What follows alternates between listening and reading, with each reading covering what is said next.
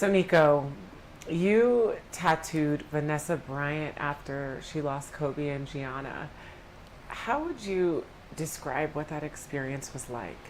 I mean, I kind of like to respect my clients, like personal stuff. So I was truly honored to do it, and I really respect the Bryant family and stuff. So, I just gonna leave it at that. I like really respect, and I'm grateful for her to ask, and hopefully that was something I can give them. I know you've tattooed the image of Kobe Bryant once or twice. How many times Yeah. would you say?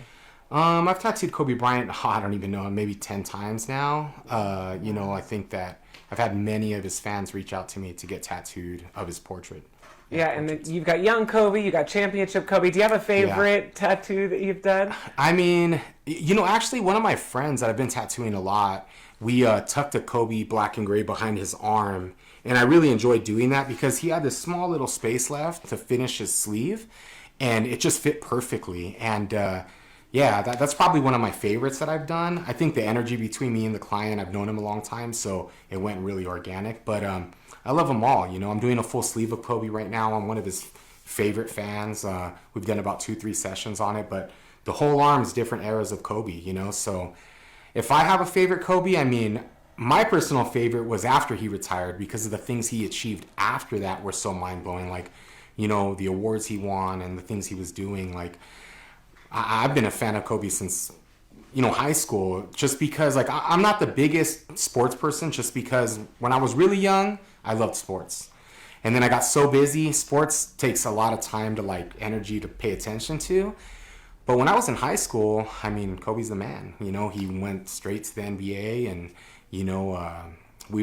he's been a part of, I think, all Southern Californians' life, the whole time. And so to watch his rise and see the things he's done and the things he's achieved, man, I'm a huge Kobe fan for sure. And then growing up in LA, I'd imagine when you're taking on a tattoo like that has so much meaning, it's not just kind of like a job, like, hey, let me have that butterfly off the wall. It's I'd imagine there's a deeper personal connection to your work. There is, and I feel like a lot of pressure, when it comes to making these portraits, because nobody's the same. No two people's bodies are the same, and the pigment doesn't react in the skin the same. So it's difficult. Someone will see a portrait I did and they'll want that exact kind of thing, but it's like, oh, it's a different place on the body. It's a different photo.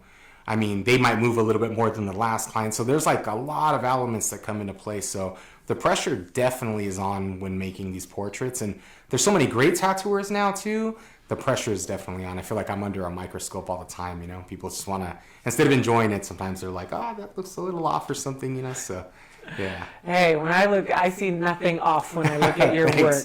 Thanks. So you've tattooed so many Laker fans, so many fans, sports fans. For sure. What are some of the best stories? Have you heard any good stories? Of what? Of why people want the tattoos that they want? Yeah, I think that they've just been touched. It's a part of their life, and they're so heavily into it that they're influenced by these people. I think that they're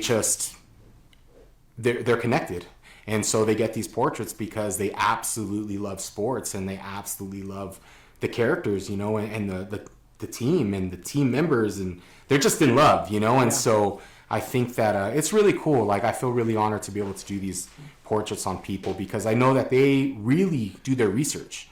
Like, when they come to me, they're researching all types of people. Yeah. And like I did LeBron James on a guy's thigh, and he's from New Zealand.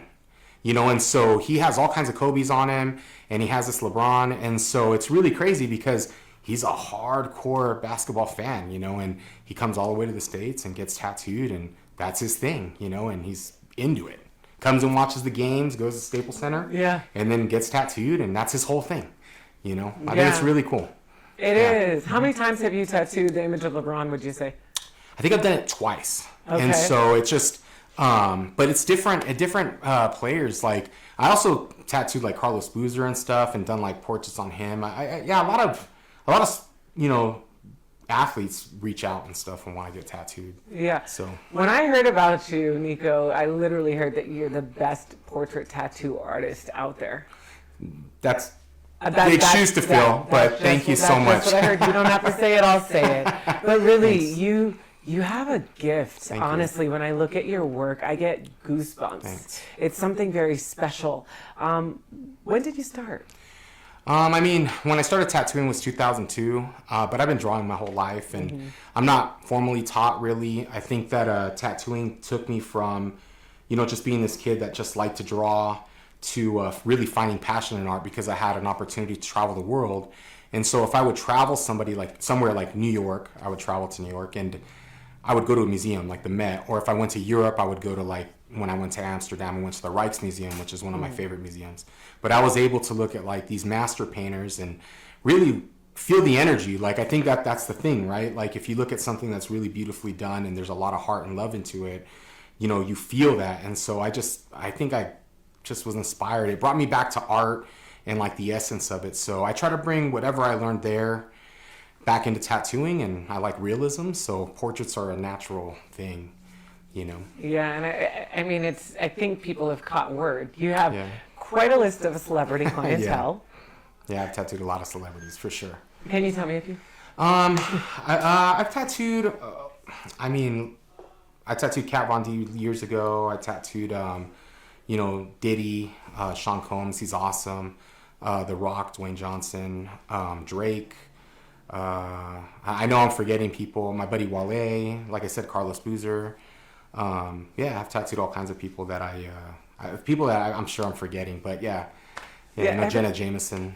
Every time you do a piece, and I may be being too deep and reading too far into it, but every time you do a tattoo, is there a connection to the piece, a connection to the person? Oh, of course. I'm real weird now. I've gotten to a place where I'm real fortunate, so I really only tattoo people I want to tattoo. And so I usually, and I think that what I'm going to start doing is actually Facetiming clients before they actually come, just so that I can get a connection with them, because I want to know who I'm tattooing, and we're going to spend a lot of time together. And I just want people to be happy with the person they're spending time with, and I want to be happy spending time with them, because to me, it's much more than a tattoo. I mean, getting tattooed is an experience, and you want to be able to share that time with each other. And so I don't only think it's not the same as when I was working a walk-in shop. Now it's we're sharing energy, we're sitting there together, dealing with each other. And I want to make sure when that person leaves, it's not only a beautiful tattoo they leave with, it's the really good energy that they leave with, and that experience that they're happy with, and they feel good about it. They can carry the rest of their life. Totally. Yeah, that's so awesome. It's such Thanks. an art. It's such a craft. Thanks. I feel so honored to get to Thanks. talk to you. No, I'm honored. Thank you. It's awesome. So I do want to ask just one more question about Kobe. It's his birthday coming up. And that Sunday that we all remember when we heard that we lost Kobe Bryant. Yeah. Do you remember what was going through your head? Honestly, I threw a convention here in Pasadena, and it was Sunday at the convention, and I was getting up, and I do remember my brother actually texted me and was like, hey, Kobe Bryant passed away. And I was in my hotel room because I was staying down there for the convention, and it wasn't on the news or anything. I don't even know how. He seen it somewhere right when it came out, and so I was like, oh, it's a joke, dude. There's no way that's real, And it just, I think time kind of paused, you know what I mean? Because it was everybody was scrambling to find out if this news was real. So I think I had met Kobe's family before this. And so like I said, I have a mutual friend, Monica. She's a singer, and she's friends with Vanessa. And so I had met them before. And it hit me really close, to home, being a father. It wasn't really about, the basketball player that everyone knows, and even I know that person, how big he was and stuff and how famous. It was having children, it just really put me in a place of man, I couldn't believe what happened to his daughter and himself. And, it's kind of indescribable, because it's somebody that was at the highest level doing the craziest stuff in their life, and to for that moment to happen, and you watch this guy your whole life, and even even for myself, like I said, I've been so busy for so long, I don't get to watch sports as often as I would like, and it's just like devastating. It's part of Los Angeles. It's part of Southern California. It's part of like when I was in high school to now, you know, it's, you're losing a piece of like your inspiration and all these things. So it's really unfortunate to really, even till now, you know, it's hard to even understand and think about. And yeah. And when you recreate some iconic moments, you know, in the form of tattoos on your clients, do you feel like you're giving back in a way? To be honest, I usually watch, me and my clients will watch documentaries or we'll watch interviews with them when we tattoo the portraits, you know, because I'm really a firm believer in energy. So like, yeah, I believe that if we're watching like, you know, the little short film he made or something like that, and we're tattooing them, that in some magical way, maybe that energy's in the room. And so then I can bring that mama mentality and I can be inspired by that to like do my very best on that tattoo. And, you know, sometimes you do get like tired or you're beat up or you're mentally drained and maybe you can't get through the whole session, or like you have a place you need to get to. And so I'll try to find my mama mentality in that, you know, and if we're tattooing. And so, I try to bring that Kobe energy in the room for them and for me. And we talk about it. It's interesting. Yeah, that's really cool. Is there an athlete that you've tattooed a portrait of that has been like the most challenging? Because I mean, LeBron, he's got a lot going on. Yeah. I mean, LeBron was hard. You know, I do think Kobe, there's more pressure. I feel like there's more pressure for Kobe. You know, I want to do my absolute best. And I know that, you know, possibly Vanessa might see it or his friends.